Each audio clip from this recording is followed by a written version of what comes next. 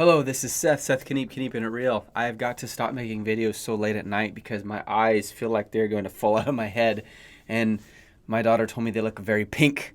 So anyways, I'm here to help you be successful online, whether that is through Amazon or through eBay or through e-commerce. But first, I wanted to introduce you to my friend here. Come here, bud. Come here. All right. This guy just follows me wherever I go. Here he is.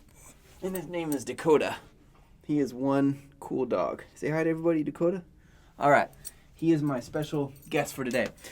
My name is Seth. I started with a dime. I doubled it 20 times. It became 100,000. I used that 100,000 to invest in various ways to build up passive income streams. My dream, my goal, what I love to do is to help people do that. I coach people on how to do that. And these videos is one way I can do that. I also coach people one-on-one who want to really ramp that up very, very, very quickly in just a 5-week period. What I'm going to talk about tonight is how to negotiate with a supplier on Alibaba. And there are ways to do this and there are ways not to do this. So I'm going to go straight to the point. First of all, when you get to Alibaba, you want to make sure that you first found a supplier that you can trust. In the last video I did explains exactly how to do that. But let's just say we're looking for wooden vases. So we come up with wooden vases. Here we go. All right. And let's say, hey, an 8-year supplier, that's really good. It's a gold supplier, which means it's been on-site verified. Let's click on this option, this product. And I want you to notice that there are 4 ways to communicate with this supplier. And this is going to be true for every supplier. I can get the latest price. I can contact the supplier. I can start the order, or I can chat now. The one I always use is contact supplier because I want to be able to communicate with the representative. So for example, if I click on get latest price, it's really fast, it's really quick. I can put in details here, but typically they don't treat these as personally, and they'll give me a really quick, easy answer back instead of something really specific. So that's why I do not like to do the get the latest price. I could do start order, but the problem with starting order is I may not be ready to order this. The only time I'm going to use this one is if I already know the supplier, I've been working with them, and I just want to go in and order the next set of items, but I'm not going to do that one yet. I also could do chat now if I chose to. Chat now does have its advantages because you're immediately chatting with someone. The disadvantage here is you are chatting late at night or early in the morning in order to be online the same time they are. That is why I prefer to do contact supplier. Now what's cool about this, it's like an email, but it's on Alibaba. But when they send an email, when they message you back, it'll still show up in your email. Now when I go over here, I use an application called Text Expander. So if I just type in SUPPMES, which is supplier message, it'll automatically populate this. That way it's a template to save me time, because I do not have time to type this up over and over again. So I have hello X, so let's just say I put the name as Ann, whoever the supplier person, in this case it's Peter. There we go, I'll change it to Peter. Hello Peter, I'm interested in this product. I could be more specific there if I want to be. What is the cost if I order just, I actually would prefer to say 2 samples, because I want to test one with a hammer to see how hard it is to break it. And the other one I can post on Amazon to test customer interest in that product.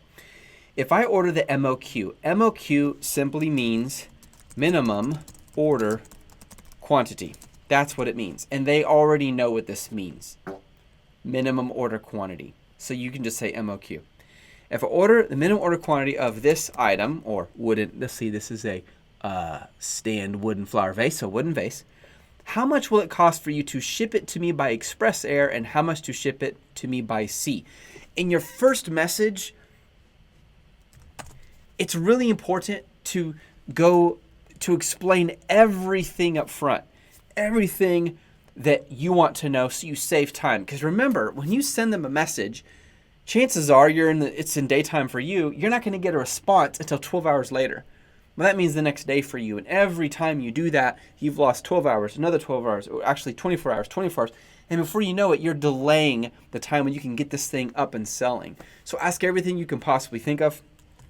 And in this case, what we need to remember is the cost of the item, the minimum order quantity. By minimum order quantity, we mean how many is the supplier willing to let you buy? Now, if you get a sample, all legitimate suppliers should give you a sample. You're going to pay a lot more for the sample because it's just one or two of the item and the shipping is going to be crazy, but it's worth it because you need to test it not only for yourself to make sure the quality is good, but also put it online to see if there's a lot of interest in it.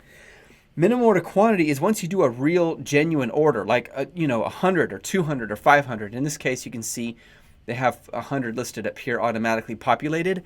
That's how few can you buy. As a general rule, the higher the quantity you purchase, the lower the cost of each item. I remember one time when I first started out and I said, hey, could you give me a discount on this? And they said, well, we'll give you 50-cent discount if you order 200 more. 50 cents per item. And I thought, that's just ridiculous. Really? 50 cents? I mean, that seems really penny grabbing. But then over time, I began to learn actually 50-cent discount is huge. Because when the day comes, back then, when I was thinking this, when I order 5,000 of that item, that's $2,500 I saved. So don't feel like they're pinching pennies when you ask that. I mean, when they respond and say, I want to give you, we'll take 30 cents off or 50 cents off, that's actually pretty good. But the idea here is you want to order as many as you can to get the cost down after you've ordered your first sample to test it yourself and to test it on the market. Now, when you get down here, always include your shipping address. Why? Because this way they can tell you the cost of shipping. There are two options for shipping. They can do it by sea or they can do it by air. The advantage of air, especially for a sample, is you're going to get it pretty fast, sometimes 3 to 4 days. It's amazing. And I love DHL. In fact, they're my favorite international shipper at this point. And usually and they also do really well with Chinese suppliers. The advantage of sea is you can get the shipping cost to be way down. But now you're looking at anywhere from a week and a half to 3 weeks for it to get here. And that's after it's been manufactured. Something else to keep in mind. Let's say you're ordering these wooden vases. If they already have them manufactured and they're just sitting there with inventory, that means they can ship it off within 24 hours. Always ask for that tracking number. As soon as they send you the tracking number, you can watch it like a Christmas present showing up to see when it gets to your house. However, if you're ordering a large amount, then you want to do it by sea because you're going to save thousands, I mean literally thousands on the product. And this is why it is so important to know exactly what your expenses are. You make money by being aware of how much you're spending, not how much you're making. It is so important to realize the way you make your money is on the front end more than the back end.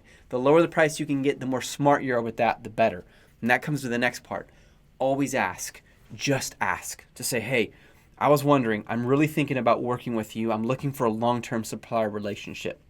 So I was wondering if you'd be willing to give me a discount, at least 20 cents per item on this if I order right now. A lot of suppliers will do that.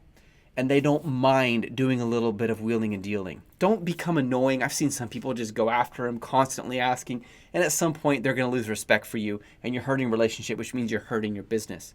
But always ask respectfully. Always ask. Another idea: be super clear. For most people I've worked with from other countries, English is not the first language. Therefore, if I say something and they interpret it the wrong way, I just wasted a lot of time if I'm communicating over this form or over email because I have to wait for their response. If they don't understand, I have to explain it back. Be super clear, super simple. Ask all the questions you can up front. I'm telling you, just remember, these are real people. They have a job. They're working. Become their friend. Ask them how their day is going. Make it enjoyable for yourself. It will benefit you in the future. I'll never forget one supplier when I was buying an item, and I've been working with her for over a year. And one time she gave me like a $5 discount off of each item. It was unbelievable. And I was so grateful.